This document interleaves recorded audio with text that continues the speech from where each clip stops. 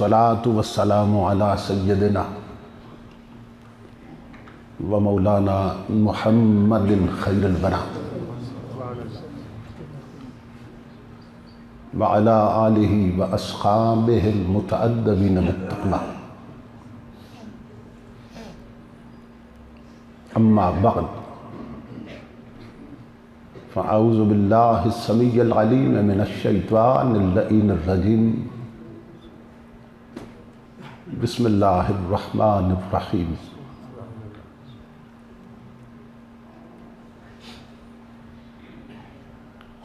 لا اقسم بهذا البلد وانت حل بهذا البلد سبحان اللہ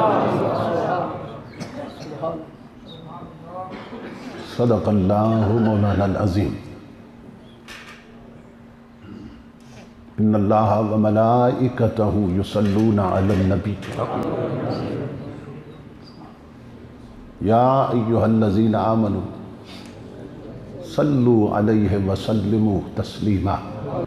قومیں وہی زندہ رہتی ہیں جو اپنے اکابرین کو یاد رکھتی ہیں، اور ہمارے بڑے اتنے بڑے ہیں کہ کسی اور مذہب کی تاریخ اس کی مثال نہیں پیش کر سکتی۔ آج جس عظیم ہستی کی بارگاہ میں خراج عقیدت پیش کرنے کے لیے ہم جمع ہیں، ان کا نام نہ بھی لیا جائے، صرف اتنا کہہ دیا جائے کہ افضل الناس بعد الانبیاء والمرسلین، تو ہر شخص سمجھ جاتا ہے کہ یہ صدیق اکبر کا ذکر کر رہا ہے۔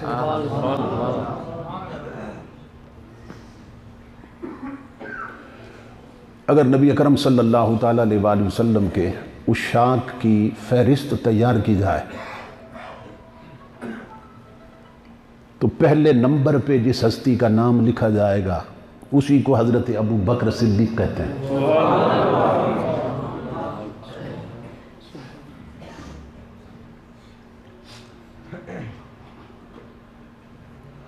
اس وقت تک اگر گنتی ممکن ہو کہ نبی اکرم صلی اللہ تعالیٰ علیہ وآلہ وسلم کے زمانہ اقدس سے لے کر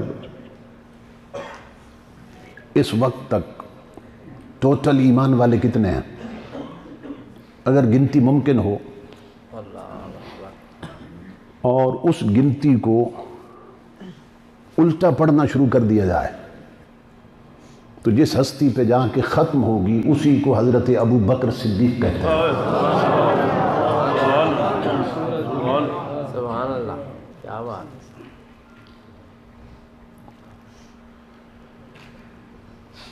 تو یہ ہماری خوش بختی ہے کہ اتنی عظیم ہستی کی بارگاہ میں خراج عقیدت پیش کرنے کے لیے ہم حاضر ہیں۔ مجوزہ عنوان پر گفتگو کے لیے میں نے قرآن حکیم کے جو الفاظ تلاوت کرنے کا شرف حاصل کیا ہے، ان میں اللہ رب العزت نے ایک ایسی مٹی کی قسم کھائی ہے کہ جس مٹی پہ اس کا محبوب نالین رکھ کے گزر جاتا ہے۔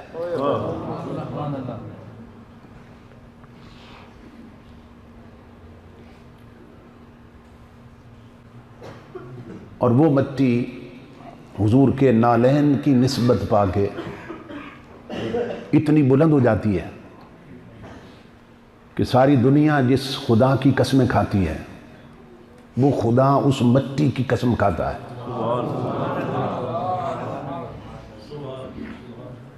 اور ارشاد فرماتا ہے لا اقسم بہذا البلد وانت حل بہذا البلد، محبوب مجھے شہر مکہ کی قسم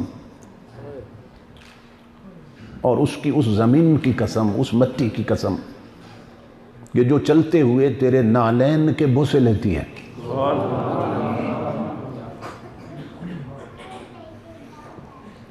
حضور کی نسبت سے وہ مٹی اتنی بلند ہو گئی، اور نسبت حضور کے نالین کے ساتھ۔ میں نے 3 قسم کی مٹی کا ذکر کرنا ہے، تو بڑی توجہ سے آپ بات سنیں گے تو سمجھیں گے کہ مقام صدیق اکبر کیا ہے اور مقام فاروق اعظم کیا ہے۔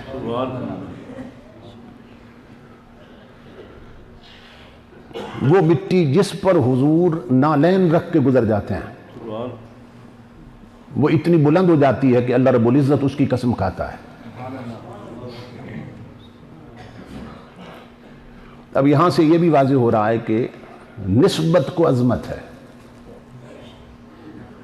نسبت سے عظمت نصیب ہوتی ہے۔ اسی طرح قرآن پاک میں اللہ رب العزت نے فرمایا یا نساء النبی لستن کاحد من النساء، اے ازواج رسول صلی اللہ علیہ وسلم، اے حضور کی ازواج مطہرات، تم دنیا کی کسی عورت جیسی نہیں ہو۔ ازواج مطہرات کا بے مثل ہونا قرآن سے ثابت ہے۔ اللہ فرما رہا ہے تم دنیا کی کسی عورت جیسی نہیں ہو۔ تو یہ ان کا مقام بھی پیش نظر رکھیں کہ قرآن کی نص سے ثابت ہے دنیا کی کوئی عورت ازواج رسول جیسی نہیں ہے۔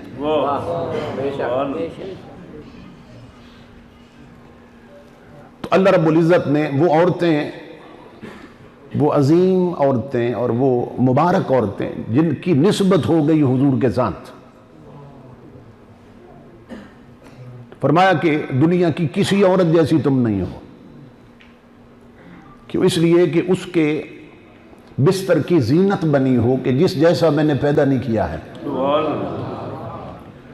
تو بے مثل کی نسبت نے تمہیں بھی بے مثل بنا دیا ہے۔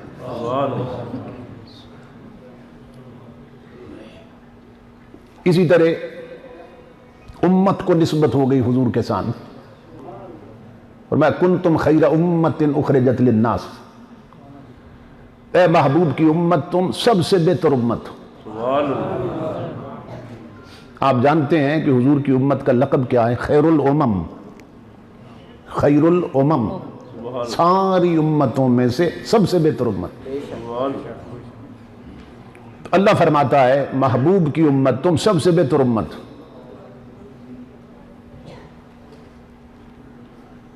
اب یہ بھی کہا جا سکتا تھا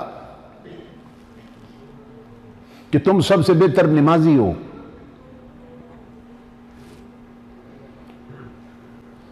تم سب سے بہتر حاجی ہو، تم سب سے بہتر روزے دار ہو، یہ بھی کہا جا سکتا تھا، مگر کیا فرمایا؟ تم سب سے بہتر امت ہو۔ سبحان اللہ۔ نسبت کی عظمت کو بیان کیا، کیوں؟ فرمایا نماز کی نسبت سے نمازی بنتا ہے، اور حج کی نسبت سے حاجی بنتا ہے، اور زکوٰۃ کی نسبت سے زکوٰۃ دینے والا بنتا ہے، لیکن میرے حبیب کی نسبت سے امت بنتی ہے۔ اس لیے فرمایا تم سب سے بہتر امت، کیوں کہ اس کا کلمہ پڑھتے ہو، اس کی غلامی کا پچا ہے تمہاری گردنوں میں کہ جس جیسا میں نے پیدا نہیں کیا ہے۔ اب دیکھیں نا، جس کو بھی بے مثل بنا رہی ہے حضور کی نسبت بنا رہی ہے۔ مٹی کو نسبت ہو گئی، پوری کائنات کی مٹیوں سے افضل ہو گئی، نالین کے نیچے آئی ہے، اللہ نے اس کی قسم کھائی۔ ازواج کو نسبت ہو گئی، پوری دنیا کی عورتوں سے اونچی ہو گئی۔ امت کو نسبت ہو گئی، پوری امتوں کی فہرست میں سب سے اونچی ہو گئی۔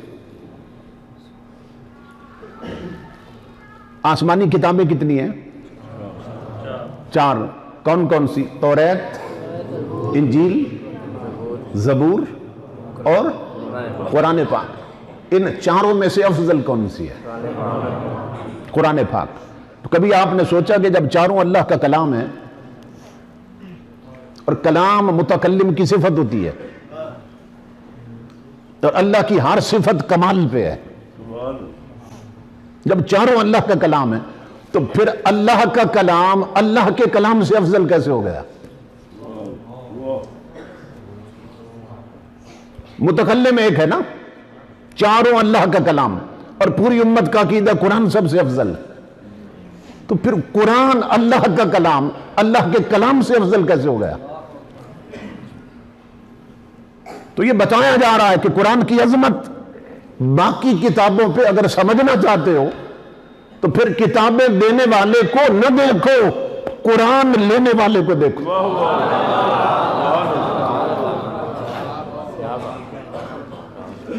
کہ جس کے دل پہ اترا ہے وہ چونکہ بے مثل ہے، اس رسول کی نسبت نے قرآن کو بھی بے مثل بنا دیا ہے. تو مٹی کو نسبت ہو گئی، ہر مٹی سے بلند ہو گئی. ازواج کو نسبت ہو گئی، ہر عورت سے بلند ہو گئی. امت کو نسبت ہو گئی، ہر امت سے بلند ہو گئی. قرآن کو نسبت ہو گئی، ہر کتاب سے بلند ہو گیا.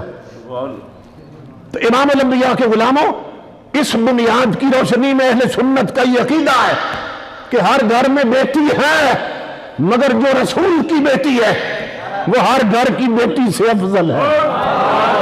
ہر گھر میں بیوی ہے، مگر جو رسول کی بیوی ہے وہ ہر گھر کی عورت سے افضل ہے. ہر گھر میں داماد ہیں، مگر جو رسول کے داماد ہیں وہ ہر گھر کے داماد سے افضل ہے. ہر کسی کے سسرال ہیں، مگر جو پیغمبر کے سسرال ہیں وہ ہر کسی کے سسرال سے افضل ہے.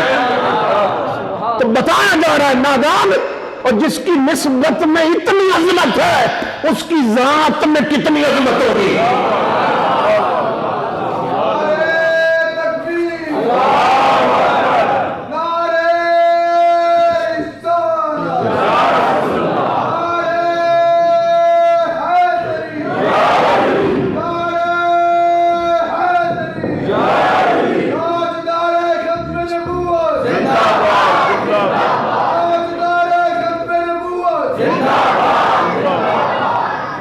نعرے تحقیق، نعرے تحقیق، نعرے حیدری. سبحان اللہ. نعرہ تحقیق جتنا زور ہے نا اتنے زور سے لگا، کیا بات. کیونکہ یہاں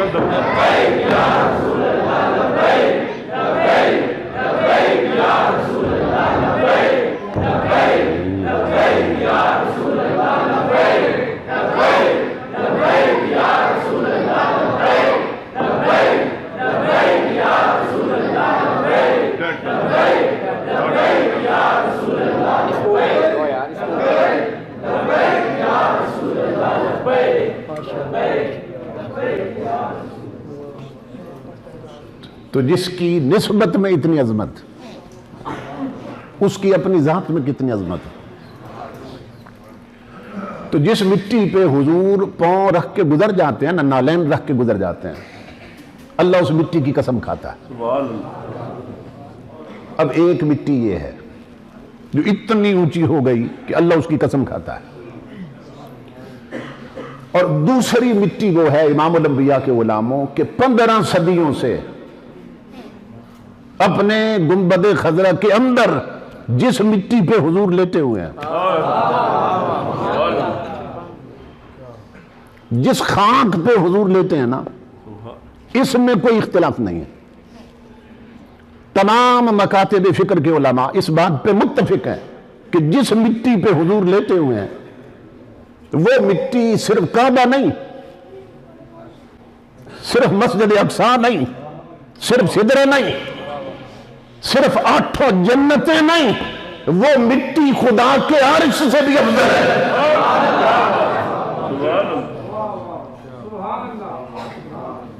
15 صدیوں سے جس مٹی پہ حضور لیٹے ہوئے ہیں اس پہ سب متفق ہیں کہ وہ مٹی اللہ کے عرش سے بھی افضل ہے. امام الانبیاء کے غلام. دوسری یہ مٹی ہے. اب جس مٹی پہ حضور لیٹے ہوئے ہیں جب وہ اللہ کے عرش سے بھی افضل ہے تو اب تیسری مٹی سنیں امام الانبیاء کے غلام. اب بتاؤ کہ اس مٹی کا مقام کیا ہوگا کہ جس مٹی سے حضور کا پیکر بشری بنا ہے.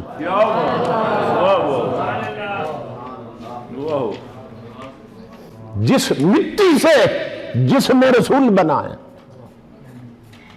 جسد نبوت بنا ہے، پھر اس مٹی کا مقام کیا ہوگا کہ جب وہ مٹی جو یار کے نالین تلے آتی ہے اتنی بلند کہ رب قسمیں کھائے، اور وہ مٹی جس پہ یار لیٹا ہے اتنی بلند کہ عرش نیچے اور وہ اوپر ہے، تو اس مٹی کا مقام کیا ہوگا کہ جس مٹی سے حضور کا پیکر بچری بنا ہے. اب سمجھ سکتے ہیں اس کا مقام کہ جس پہ لیٹے ہیں وہ عرش سے افضل ہے. تو جس سے ان کا اپنا پیکر خاکی بنا، پیکر نبوت بنا، پیکر بشری بنا، پھر اس مٹی کا مقام کیا ہوگا. اب سنو امام الانبیاء کے غلاموں، تمہارے میرے پیغمبر نے اعلان کیا، فرمایا میری امت یاد رکھنا، آنا، اپنی طرف اشارہ کیا حضور نے، آنا ابو بکر و عمر خلقنا من تربۃ واحدہ. امام الانبیاء فرماتے ہیں جس مٹی سے رب نے میرا پیکر بشری بنایا تھا، جو مٹی بچ گئی تھی اسی سے صدیق بنا، اسی سے فاروق بنا.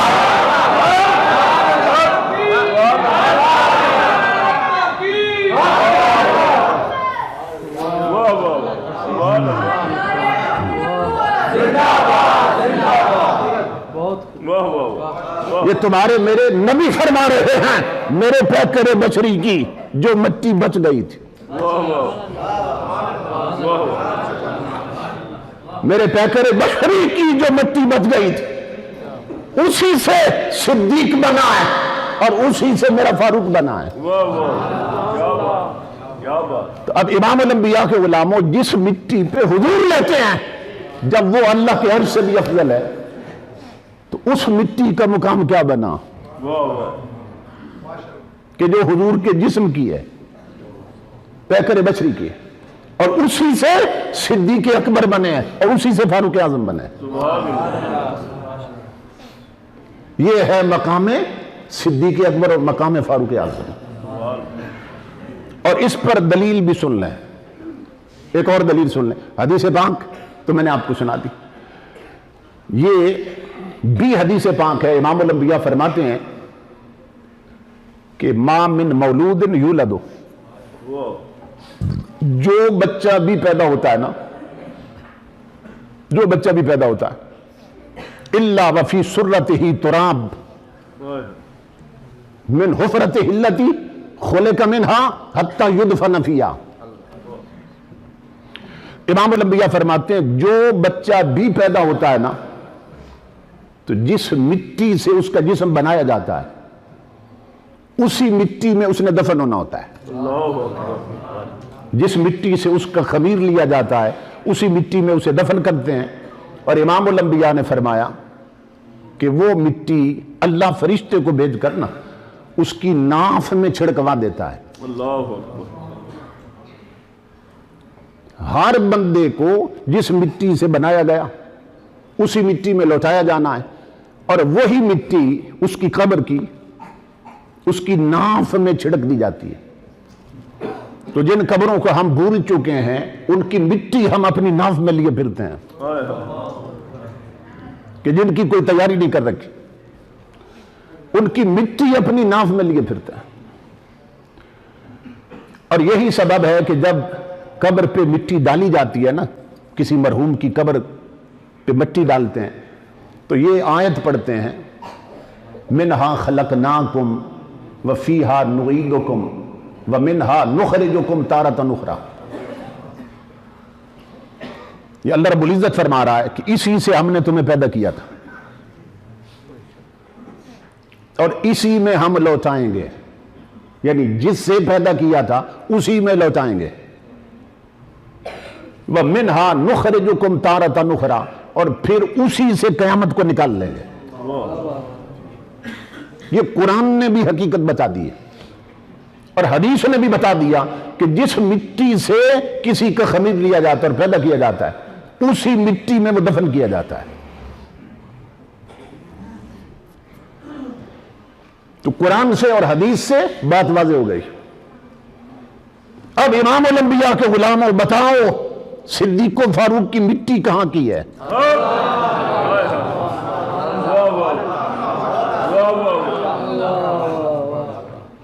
اسی مضمون کو شاعروں نے باندھا ہے شاعری میں۔ شاعروں نے اسی حدیث سے تصور لے کر اس کو منظوم کیا ہے۔ کیسے؟ پہنچی وہیں پہ خاک جہاں کا خمیر تھا۔ یہ انہوں نے بات حدیث کے مطابق کی ہے اور آیت کے مطابق بھی ہے کہ جہاں سے خمیر لیا تھا نا وہیں دفن کر دیا ہے۔ اب آنکھیں بند کر کے تصور کرو ابو بکر و عمر کی مٹی کہاں کی ہے؟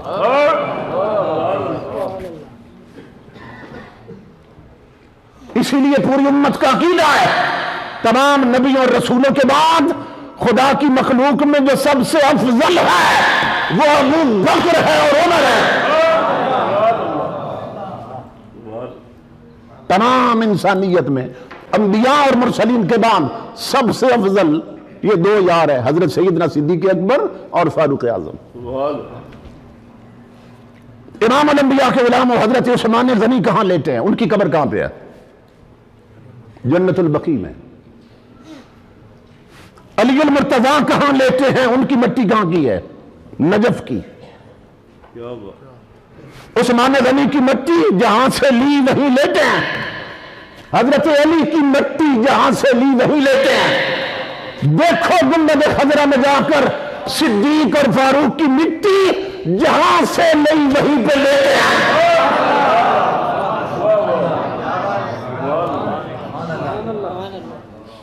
اور کس کے ساتھ لیتے ہیں؟ حضور کے ساتھ لیتے ہیں۔ امام الانبیاء کے غلام سنیو اپنے عقیدے پہ ناز کرو، قیامت تک کے لیے اللہ رب العزت نے اہل حق کو امتیاز دیا۔ دیکھیں حضور صلی اللہ علیہ وسلم 15 صدیوں سے کس کے گھر میں لیٹے ہوئے ہیں؟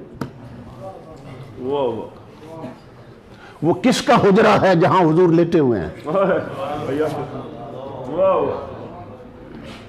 ام المومنین حضرت عائشہ صدیقہ کا حجرہ ہے۔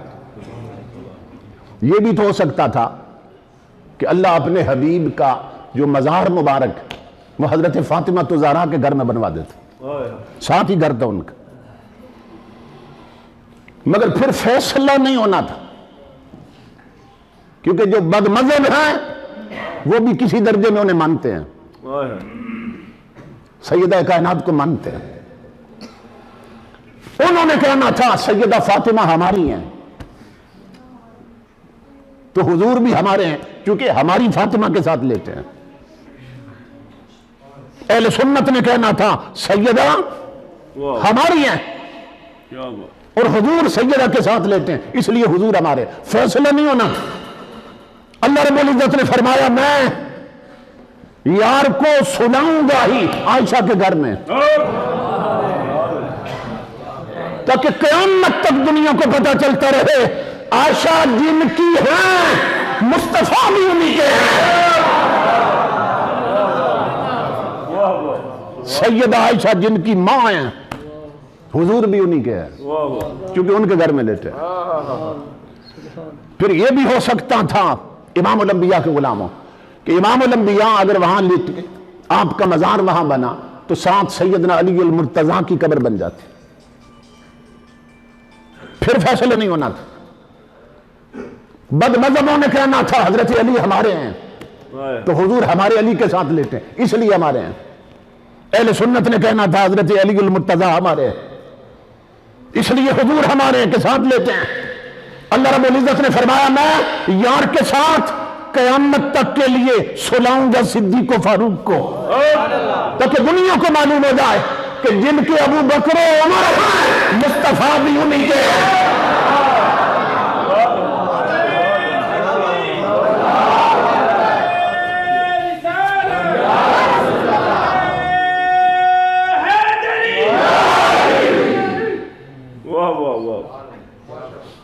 ये उनका मुकाम देखिए, क़यामत तक के लिए अल्लाह रब्बुल इज्जत ने फैसला कर दिया यार के साथ यही लेटेंगे।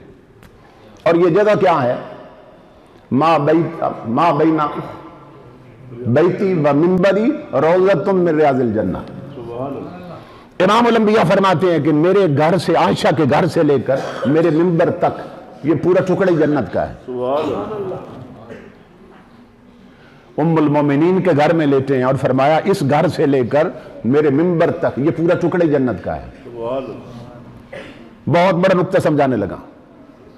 इमामुल अंबिया के गुलामों, जो मुहक्किकीन है ना उलमा, वो फरमाते हैं कि ये हकीकत है, मजाज नहीं है, कि ये जो टुकड़ा है इतना हिस्सा जन्नतुल बकी और हजरत आयशा के हुजरे का, ये हजरत आयशा के हुजरे से लेकर मिंबर तक ये जो जितना टुकड़ा, जिसको रियाजुल जन्नह कहते हैं, वो कहते हैं ये हकीकत में टुकड़ा आया ही जन्नत से है। इसलिए हुजूर फरमा रहे हैं कि आयशा के हुजरे से लेकर मिंबर तक ये पूरा टुकड़े जन्नत है। ये समझ गए ना आप बात? ये जन्नत है। दुनिया के जितने मोमिन हैं फौत हो जाएं, कब्र के इम्तिहान में पास हो जाएं, तब कब्रें जन्नत का बाग बनती हैं। क्या बात है। इम्तिहान होगा, कब्र में उतारे जाएंगे, इम्तिहान पास कर जाए तब कब्रें जन्नत का बाग बनती हैं। ओ अबू बकर उमर, तुम्हारी अजमत के क्या कहने, तुम्हारी कब्र ही जन्नत में बनी है।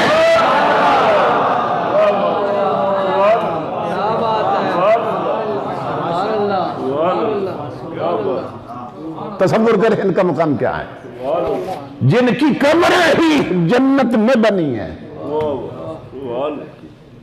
और साथ इमामुल अंबिया लेते हैं। तो साबित क्या हुआ कि जहां की मिट्टी हुजूर की थी वहीं की मिट्टी अबू बकर उमर की। अल्लाह अकबर। तो यही सबब है इमामुल अंबिया के गुलामों कि ताजदार कायनात फरमाते हैं कि मैं देखता हूं कि मेरे पास जिब्राइल अमीन जब आए बैठे होते हैं ना, तो जितने सहाबी भी आ जाएं, उमर आ जाएं, उस्मान आ जाएं, अली आ जाएं, जो भी आ जाएं रज़ी अल्लाह ताला अन्हु मजमईन, तो जिब्राइल अमीन उसी तरह बैठे रहते हैं।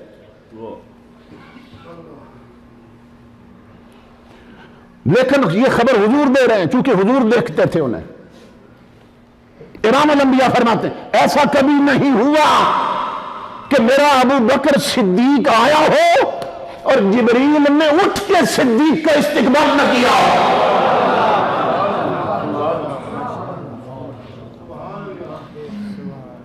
क्योंकि अहले फजल को अहले फजल ही जानते हैं, अहले फजल को अहले फजल ही जानते हैं। तो ताजदार कायनात ने खुद तारुफ करवाया, इनका खुद बताया हुजूर। इमामुल अंबिया ने एक बार जिब्रील से पूछ लिया, जिब्रील अगर अल्लाह तुझे ऑप्शन दे, इख्तियार दे कि तुझे नूरी से बशर बना देते हैं, तू नूरियों का सरदार है और फरिश्तों का हेड है, तो तुझे हम नूरी से बशर बना देते हैं, तो जिब्रील कौन सा बशर बनना पसंद करोगे? اللہ کی عزت کی قسم جبریل نے عرض کی میرے آقا میں آپ کا یار ابو بکر صدیق بننا پسند کروں.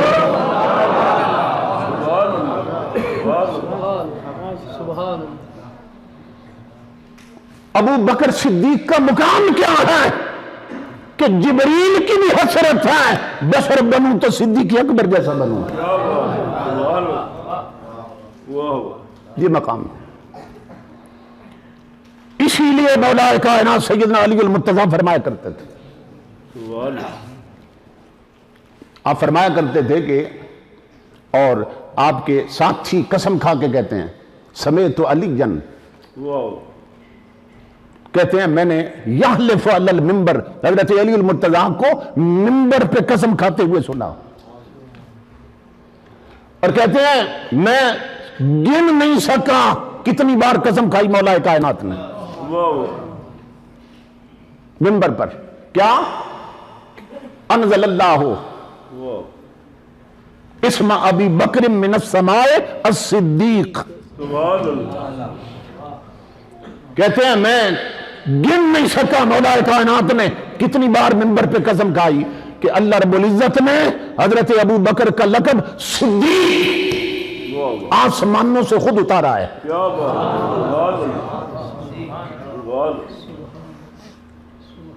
یہ اس طرح چنے ہوئے ہیں حضور صلی اللہ علیہ وسلم اتفاقی طور پر حضور کے ساتھ نہیں مل گئے تھے.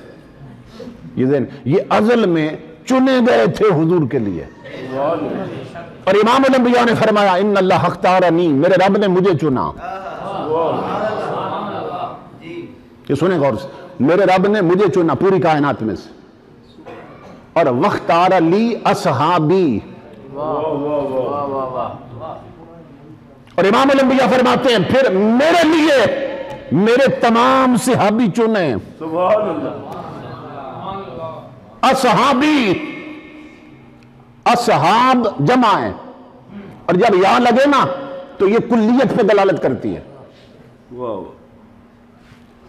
یہ ذہن میں رکھیں جمع جب مضاف ہو تو کلیت پہ دلالت کرتی. تو امام الانبیاء کا مطلب یہ ہے میرا ابو بکر بھی چنا ہوا ہے عمر بھی چنا ہوا ہے عثمان بھی چنا ہوا ہے علی بھی چنا ہوا ہے میرا امیر معاویہ بھی چنا ہوا ہے ابو موسیٰ اشعری بھی چنا ہوا ہے مغیرہ بن شعبہ بھی چنا ہوا ہے میرا بلال بھی چنا ہوا ہے سلمان بھی چنا ہوا ہے. فرمایا میرا ہر صحابی جو میرا صحابی ہے فرمایا وہ چنا ہوا ہے. رب نے میرے لیے میرے صحابی چنے ہیں. یہ حضور نے چناؤ کی خبر دی ہے. اب ایمان سے بتائیں جب یار کو پوری کائنات میں سے اپنے لیے چنا تو جو یار کے لیے چنے ہوں گے وہ کتنے سچے ہوں گے. جو یار کے لیے چنے وہ کتنے کھڑے ہوں گے. جو یار کے لیے چنے وہ کتنے سچے ہوں گے. تو یہ سب چنے ہوئے ہیں. اس لیے میں کہتا ہوں امام الانبیاء کے غلاموں جو ان چنے ہوئوں کو بھونکے وہ کتی کا بچہ بھونکنے والوں میں بھی چنا ہوا ہے. کیا بات ہے. وہ کتیا کا بچہ جو ان چنے ہوئوں کو بھونکے وہ بھونکنے والوں میں بھی چنا ہوا ہے. کیا بات ہے. بہت خوب. یہ چنے ہوئے ہیں اور یہ خبر حضور نے دی یہ میرے لیے میرے رب نے چنے ہیں. اور فجعل لی منہم وزراء وانصارا. امام الانبیاء فرماتے ہیں وہ جو میرے لیے چنے تھے نا پھر انہی میں سے میرے رب نے کچھ میرے وزیر بنا دیے کچھ میرے مددگار بنا دیے. اب جو وزیر بنائے وہ کون تھے. امام الانبیاء نے منبر پہ اعلان کیا فرمایا اپنے نبی کو بے اختیار نہ سمجھنا. کیوں؟ فرمایا میرے 2 وزیر آسمانوں میں اور 2 زمین میں. سبحان اللہ. خبر دی تو لی وزیران میرے 2 وزیر. یہ نہیں فرمایا للہ وزیران کہ اللہ کے 2 وزیر. یہ نہیں فرمایا. فرمایا میرے وزیر. بتاؤ وزیر کس کے ہوتے ہیں؟ بادشاہوں کے ہوتے ہیں نا. وزیر ہوتے ہیں بادشاہوں کے، اور حضور فرما رہے ہیں میرے 2 وزیر اوپر ہیں اور 2 نیچے ہیں۔ کیا بات، تو کیا خبر دے رہے ہیں حضور کہ میری حکومت اوپر بھی چلتی نیچے بھی چلتی، کیا بات، واہ واہ، میرے وزیر اوپر بھی ہیں اور نیچے بھی ہیں۔ کیا بات، تو بتایا میری حکومت اوپر بھی چلتی ہے اور میری حکومت نیچے بھی چلتی ہے۔ واہ واہ،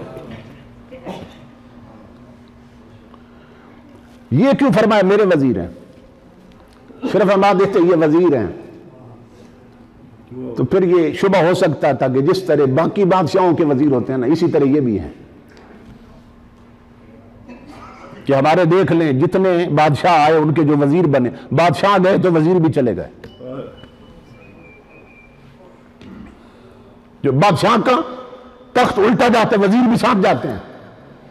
امام الانبیاء نے فرمایا میں صرف وزیر نہیں کہہ رہا ہوں کہ کوئی سمجھے کہ ان کی وزارت عارضی ہے، فرمایا میرے وزیر ہیں۔ فرمایا قیامت تک نہ میری صدارت جائے گی نہ ابو بکر عمر کی وزارت جائے گی، اس لیے فرمایا یہ میرے وزیر ہیں، یہ میرے وزیر ہیں۔ اوپر 2 اور 2 نیچے۔ اوپر کون؟ جبریل اور میکائیل، اور نیچے کون؟ بولیے، صدیق اور فاروق، حضرت ابو بکر اور حضرت عمر۔ فرمایا یہ میرے نیچے کا وزیر ہے۔ کیا بات، ایک اور نقطہ سمجھانے لگا ہوں، امام الانبیاء کے علماء آج کچھ بدبخت لوگ اہل سنت کے عقائد پہ ڈاکہ ڈال رہے ہیں، جی جی، کھاتے بھی سنیوں کا ہیں کاٹتے بھی سنیوں کو ہیں۔ انہیں پہچانو۔ امام الانبیاء کی یہ حدیث کیا بتا رہی ہے؟ آسمان پر جو 2 وزیر وہ بھی حضور کے، جو زمین پہ 2 وزیر وہ بھی حضور کے۔ بات سمجھ رہے ہیں نا؟ اب مجھے بتائیے کہ آسمانوں میں جتنے فرشتے ہیں ان سب میں سے جو سب سے افضل ہیں وہ کون ہے؟ کسی عالم سے پوچھ لیں، ہر عالم بتائے گا کہ آسمانوں میں جو سب سے افضل ہیں وہ جبریل اور میکائیل ہیں۔ امام الانبیاء کے غلاموں، رب نے اوپر وزیر چنے وہ بھی یار کے لیے، نیچے چنے وہ بھی یار کے لیے۔ تو بتایا جس طرح اوپر وہ چنے جو سب سے افضل تھے اور نیچے بھی وہ چنے جو سب سے افضل تھے۔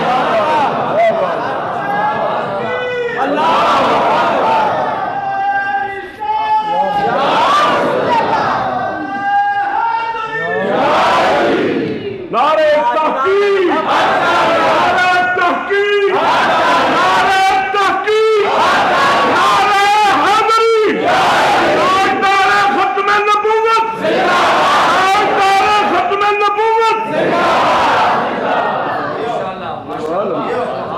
واہ واہ یہ آسمانوں میں جو چنے وہ بھی سب سے افضل، واہ واہ، اور زمین پہ جو چنے یار کے وزیر وہ بھی سب سے افضل۔ اللہ اکبر۔ امام الانبیاء کے غلاموں، حضور فرماتے ہیں یہ میرے لیے میرے رب نے چنے، تو جب اس نے چنے تو کتنے سچے اور سچے چنے ہوں گے، کتنے کھرے چنے رب نے۔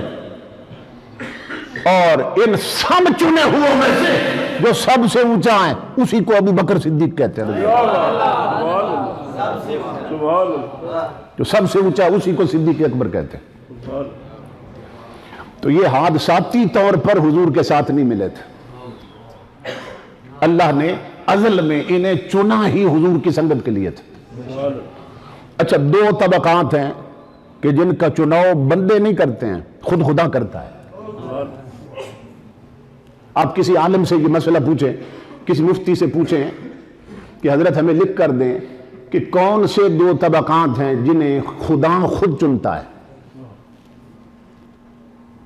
منصب کے لیے، پوسٹ کے لیے، تو آپ کو تمام علماء یہ لکھ کر دیں گے کہ یا نبیوں اور رسولوں کو خدا چنتا ہے، اس نے چنا ہے، یا یار کے صحابیوں کو خدا نے چنا ہے۔ یہ ذہن میں رکھیے، جس طرح نبی اور رسول چنے ہوئے ہیں اسی طرح حضور کے تمام صحابی بھی اللہ کی طرف سے چنے ہوئے ہیں۔ یہ چناؤ اللہ کی طرف سے۔ اور پھر ان سب میں سے جو چنا ہوا ہے اسی کو ابو بکر صدیق کہتے ہیں. انہیں ابو بکر کیوں کہتے ہیں؟ ابو بکر کیوں کہتے ہیں؟ امام الانبیاء کے غلام ہو، جب کوئی مالی محنت کرتا ہے نا، باغ کو پانی دیتا ہے، پودوں کی حفاظت کرتا ہے، اور اس کی محنت کے بعد کئی سال کے بعد جب اس کے پودوں پہ پھل آتا ہے، جو پہلا پھل آتا ہے نا اسی کو بکر کہتے ہیں. جو پہلا پھل آتا. پوری دنیا کفر سے بھری ہوئی تھی، تاجدار کائنات نے جب اپنی محنت کے ذریعے رحمت کی بارش برسا کے تبلیغ کا بیج بو کے امام الانبیاء کے غلام پودے لگائے، تو جو سب سے پہلا پھل آیا اسی کو ابو بکر کہتے ہیں.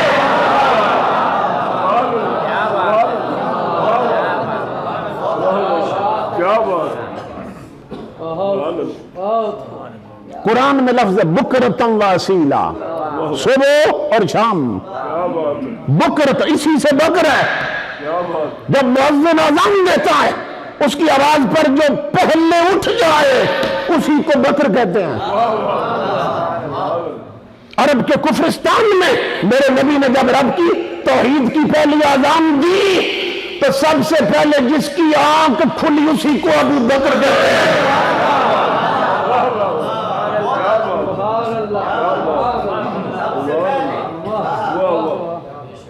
کیوں؟ اس لیے کہ خدا نے ازل میں انہیں چنا ہی حضور کے لیے تھا. یہ ذہن میں رکھیے، بہت بڑا نقطہ سمجھانے لگا ہوں. امام الانبیاء کے غلاموں، تبلیغ کے باب میں جب سب سے پہلے نبی کو بھیجا گیا وہ کون تھے؟ حضرت آدم علیہ السلام. ابو البشر، بشریت کی ابتدا حضرت آدم علیہ السلام سے. پہلے نبی دنیا میں کون تشریف لائے؟ حضرت آدم علیہ السلام. تو آدم علیہ السلام جب اس دنیا میں تشریف لائے، آپ نے آ کے اعلان کیا میں اللہ کا نبی ہوں، اور دنیا سے جانے لگے تو بتایا کہ میرے بعد بھی نبی آنے والا ہے.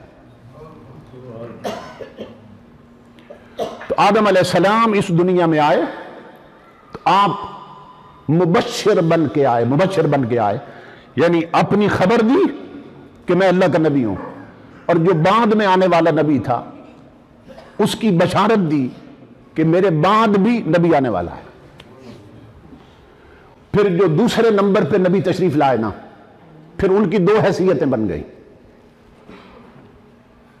کیا؟ کہ انہوں نے ایک تو اپنے بعد آنے والے نبی کی بشارت دی، اور ایک جو پہلے گزر گئے تھے نا ان کی تصدیق کی کہ آدم علیہ السلام اللہ کے سچے نبی تھے. تو اب اس نبی کی دو حیثیتیں بنی کہ جو پہلے گزرے تھے ان کے مصدق بنے، جو ان کے بعد آنے والے تھے ان کے مبشر بنے، بشارت دی میرے بعد بھی آنے والے ہیں. اور مصدق بنے، جو پہلے گئے تھے وہ سچے ہیں، تصدیق کر دی ان کی. اب یہ سلسلہ 1,24,000 میں چلتا رہا. ہر آنے والا نبی اپنے سے پہلے کا مصدق بنتا تھا، بعد میں آنے والے کا مبشر بنتا تھا. بات امام الانبیاء کے غلاموں پہنچی میرے رسول تک. اللہ رب العزت نے ختم نبوت کا تاج رکھا یار کے سر پہ. فرمایا میرے حبیب تو ہے آخری نبی، نبوت تجھ پہ ختم کر دی. پہلے جتنے گزرے ہیں مبشر بھی تھے، مصدق بھی تھے، بعد والوں کی بشارت دیتے تھے. جو پہلے گزرے ان کی تصدیق کرتے تھے، لیکن ہم نے نبوت کر دی ہے ختم. اب تیرے بعد کوئی نبی آئے تو ختم نبوت پہ حرف آتا ہے، تیری تصدیق کوئی نہ کرے تو عظمت پہ حرف آتا ہے. فرمایا میں قانون بدل رہا ہوں میرے یار، نہ ختم نبوت پہ حرف آنے دوں گا نہ عظمت پہ حرف آنے دوں گا. پہلوں کو مصدق دیے تھے، تجھے صدیق اکبر دے رہا.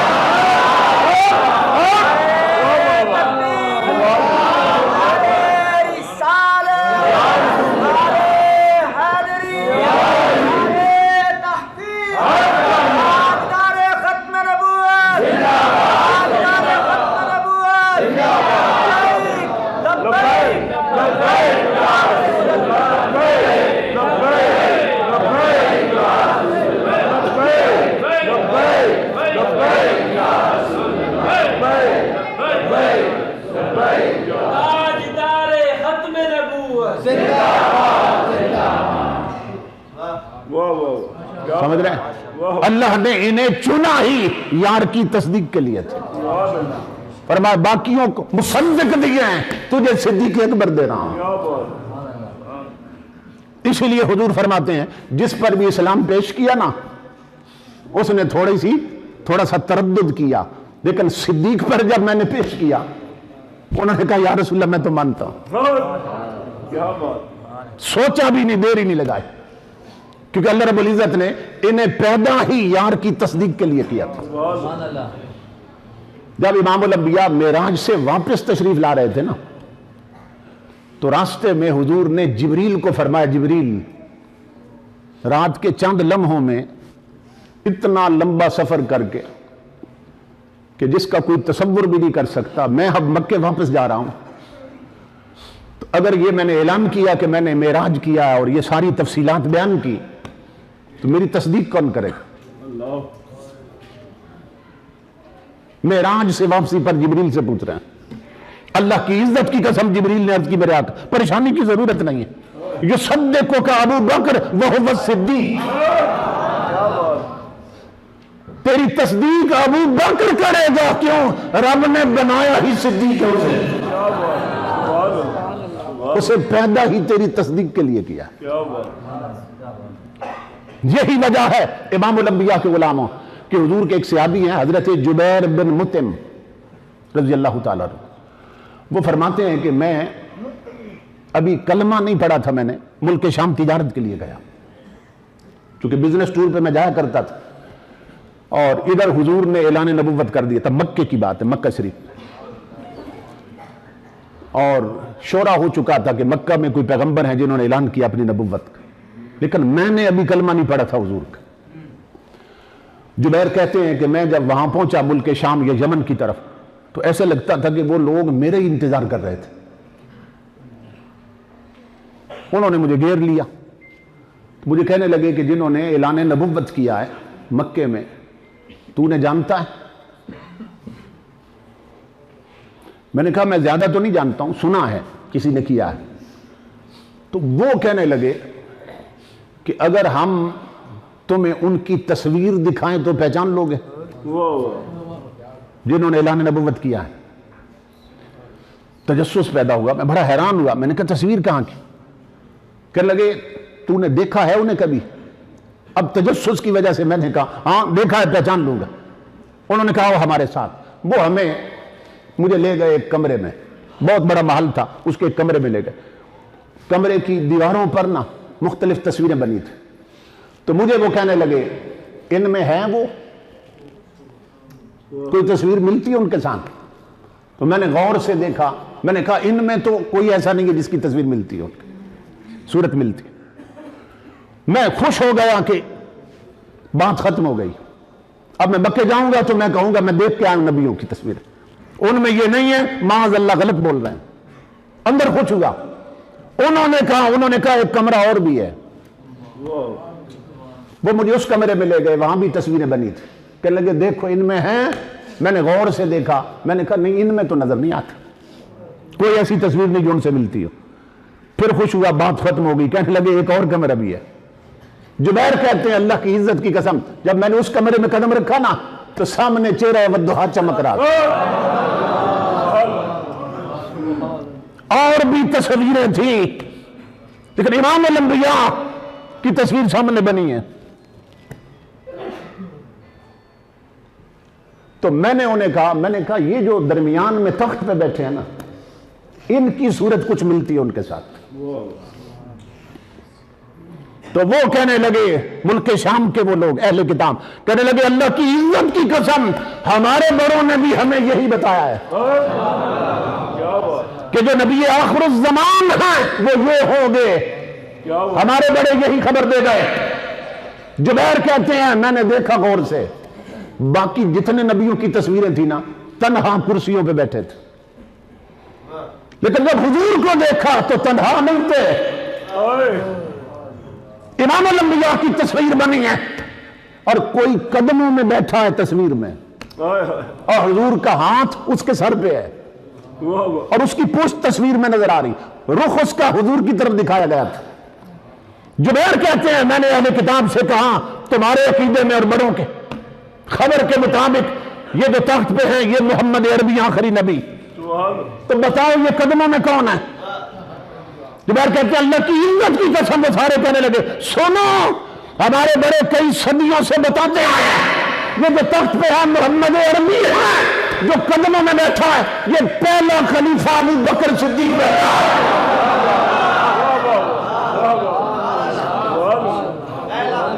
مصطفیٰ کا ہم سفر ابو بکر، گلی گلی نگر نگر ابو بکر، مصطفیٰ کا ہم سفر ابو بکر، گلی گلی نگر نگر ابو بکر۔ تو امام الانبیاء نے یوں ہی خبر نہیں دی، آقا نے بتایا یہ میرے رب نے میرے لیے چنے ہیں، تو یہ چنے ہوں میں سے چنا ہوا تھا جو حضور کے قدموں میں ساتھ دکھایا گیا۔ تاجدار کائنات کے غلاموں، حضرت سیدنا امام زین العابدین سے کسی نے پوچھا تھا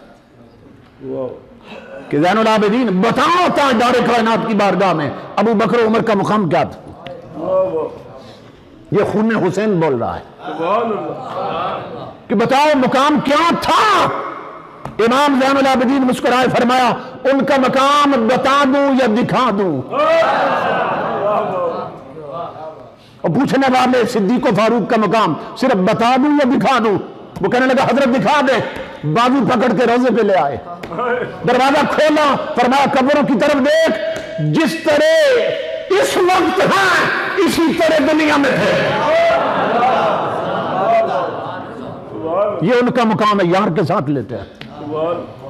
اور تاجدار کائنات کے غلاموں، امام الانبیاء نے پھر خوشخبری دی، فرمایا یہ صرف دنیا میں ساتھ نہیں تھے، قیامت تک دیکھو گے قبر میں بھی ساتھ۔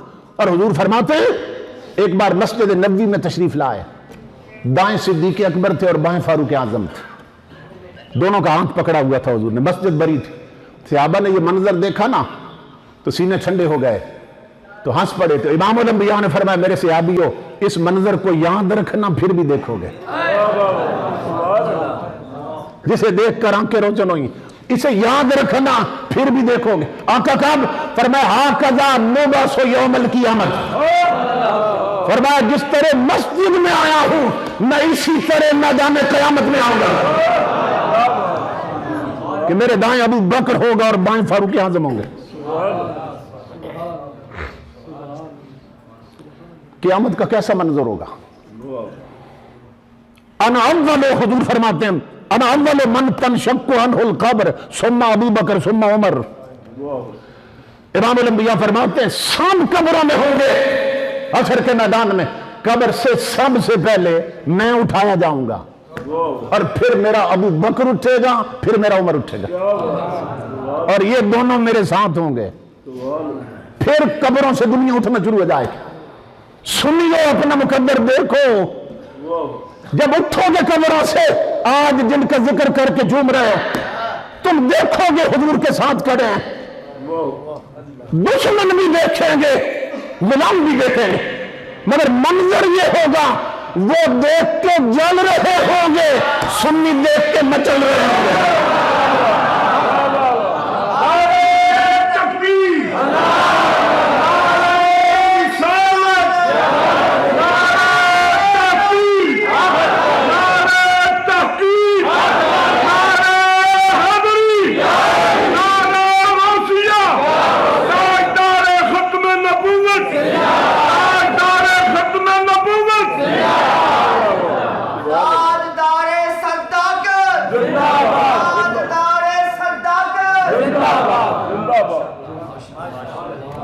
اب یہ منظر تو اللہ بنائے گا نا، کیوں بنائے گا؟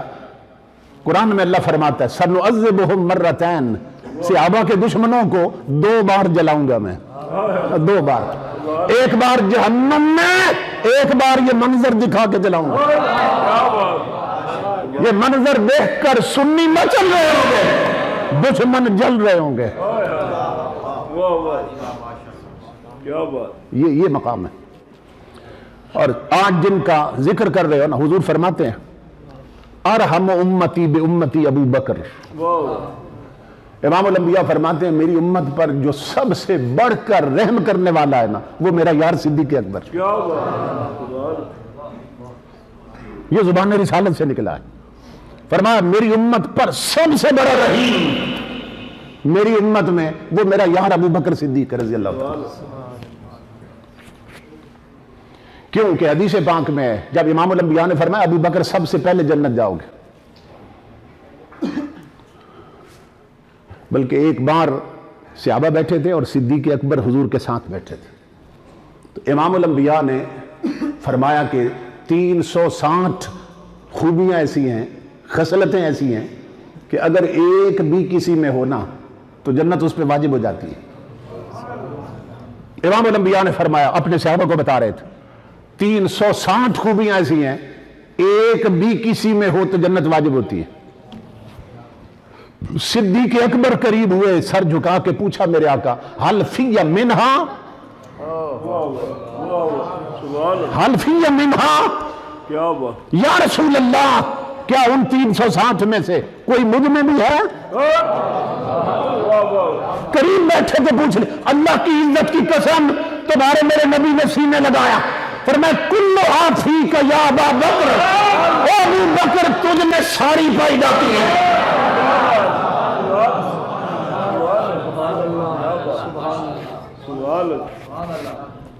ساری پائی جاتی ہے تجھ میں، یہی سبب ہے تاجدار کائنات نے فرمایا ہر کوئی چاہے گا میں جنت کے فلاں دروازے سے گزروں، اور خود جنت چاہے گی ابو بکر میرے ہر دروازے سے گزرو۔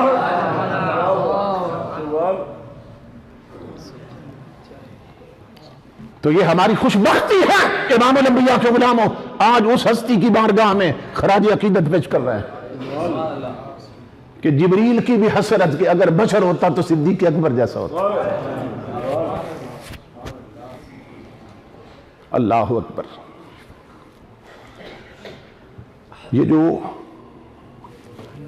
انڈیا میں پونا کے مقام پہ جلسہ ہو رہا تھا، تو جو گاندھی ہے نا، جواہر لال نہرو اور گاندھی وغیرہ، آپ جانتے ہیں کہ یہ انتہائی سادہ کپڑوں میں رہتا تھا، ایک چادر تہمت بنا کے اور ایک اوپر ڈال لیتا تھا۔ تو پونا میں جلسہ ہو رہا تھا، تو جو اسٹیج سیکرٹری تھا اس نے بڑی تعریف کی کہ اب اس لیڈر کو میں دعوت دے رہا ہوں خطاب کے لیے کہ جو سادگی کی مثال ہے۔ نہرو کو دعوت دی اس نے، تو اپنی سادگی میں مثال نہیں رکھتا۔ جب نہرو آیا نا اسٹیج پہ، اب اس کے لفظ سننا، اس نے کہا میری سادگی پر تعریف ہو رہی ہے کہ میں سادگی میں مثال ہوں، تو کہا سنو، simplicity is not monopoly of Congress۔ کہنے لگا سادگی کیا بات، پر کانگریس کا کوئی ادارہ نہیں ہے، ہم ٹھیکیدار نہیں ہیں سادگی کے، سادگی ہم سے شروع نہیں ہوئی ہے۔ کہتے ہیں I am not going to mention the names of Rama and Krishna۔ ہندوؤں کا لیڈر ہندوؤں کو کہہ رہا ہے سنو، سادگی کے لیے میں یہاں راما اور کرشنا کا ذکر نہیں کروں گا، because they were not historical personalities۔ کہنے لگا اس لیے کہ وہ تاریخی شخصیتیں نہیں تھیں۔ راما اینڈ کرشنا ہندوؤں کے اپنے بڑے لیڈر ہیں، ان کی نفی کر دی اس نے۔ کہنے لگا I am compelled to mention the names of Abu Bakr and Umar۔ وہ کہتا ہے میں مجبور ہوں کہ سادگی کی مثال کے لیے یا صدیق کا نام لوں یا فاروق کا نام لوں۔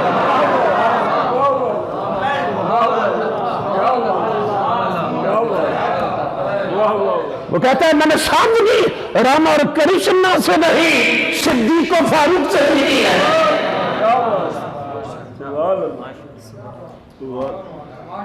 تو جن کی عظمتوں کو تاجدار کائنات کے غلاموں دشمن بھی سلامی دے، ان کی عظمتوں کے جھنڈے کون گرا سکتا ہے؟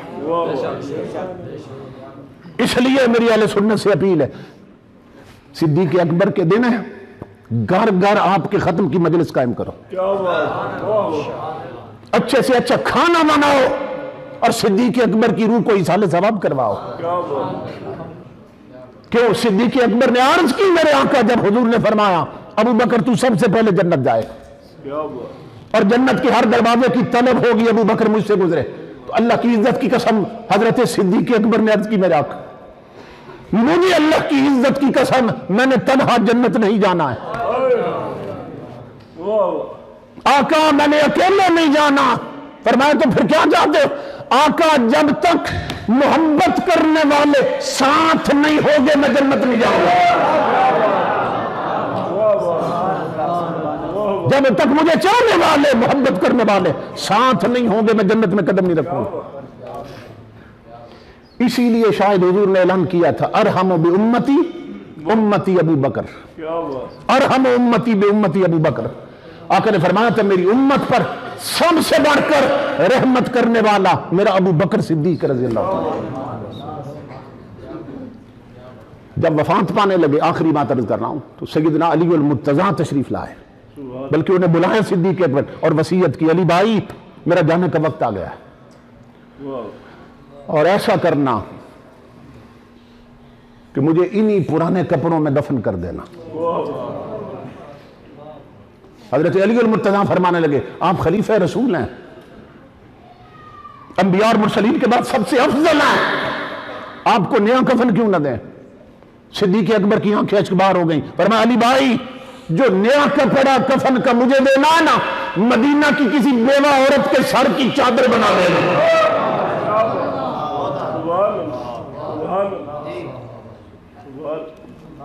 اور نادان جو تاجدار کائنات کا غلام پر خلیفہ اول تو اپنا کفن بھی بیواؤں کو دے رہا ہے. وہ نبی کے گھر والوں سے کتنی محبت کرتا ہے.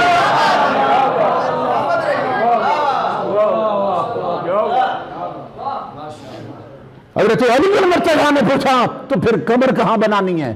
فرمایا قبر یار کے ذمے ہے، تم نے صرف اتنا کرنا ہے جنازہ اٹھا کے روضہ رسول پہ لے جانا ہے اور عرض کر دینا غلام حاضر ہے، غلام حاضر ہے. علی المرتضیٰ فرماتے ہیں ہم جنازہ لے گئے، آواز دیا آقا ابو بکر حاضر ہے، دروازے خود کھلے ہیں، کڈیاں خود نکلی ہیں اور اللہ کی عزت کی قسم اندر سے آواز ادخل الحبیب الی الحبیب، جلدی کرو یار کو یار کے ساتھ لے جاؤ.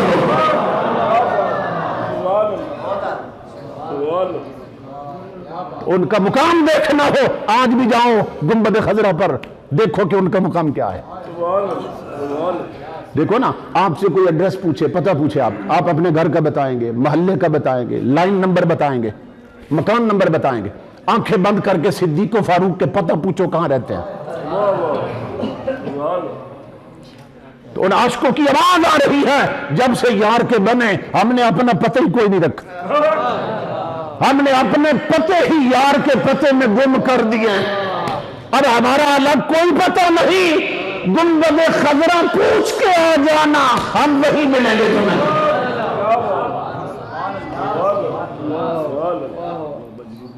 تو یہ ہماری خوش بختی ہے تاجدار کائنات کے غلاموں کہ اللہ رب العزت نے ہمیں سیدنا صدیق اکبر کی غلامی عطا کی اور آج سب کی حاضری لگ رہی ہے گنبد خضرا میں. آج سب کی حاضری لگ رہی ہے گنبد خضرا میں. اللہ اکبر.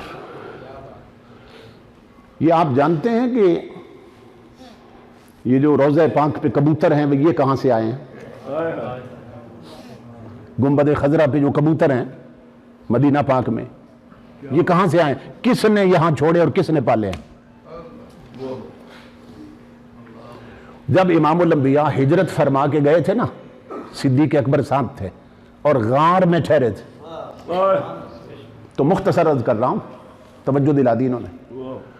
امام الانبیاء کے غلاموں اللہ رب العزت نے فرمایا تھا کبوتری کو کہ جلدی سے نا غار کے دروازے پہ گھونسلہ بناؤ اور انڈے دے دو، کیونکہ دشمن تعاقب میں ہے، محبوب تک پہنچنے نہ پائے.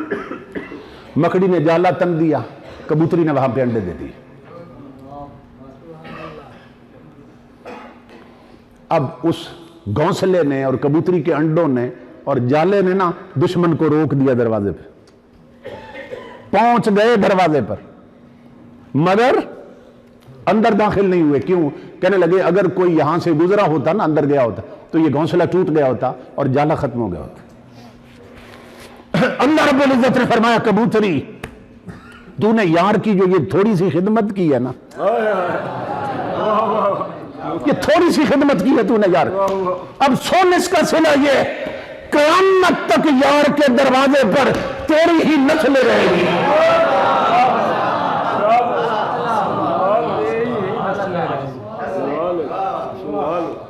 تو نے تھوڑی سی نوکری کی ہے کبوتری، اس کا صلہ دینا. مفسرین لکھتے ہیں یہ جو مدینہ کے کبوتر ہیں یہ اسی کبوتری کی نسل سے ہیں.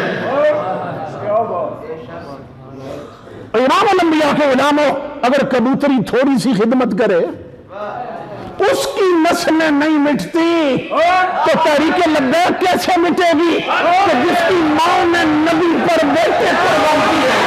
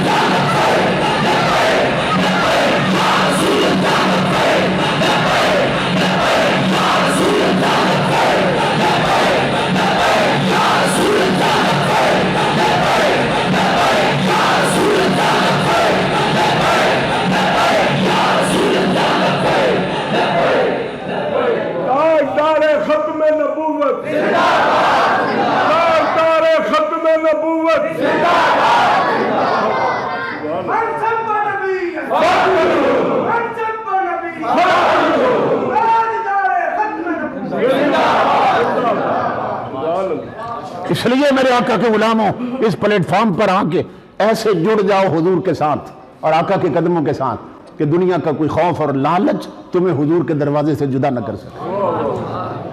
اللہ رب العزت میرے ان بھائیوں کو سلامت رکھے کہ جنہوں نے فتنوں کے اس دور میں بڑے حساس عنوان پہ پروگرام قائم کر کے ہمیں یہ موقع عطا کیا کہ بارگاہ صدیقیت میں آپ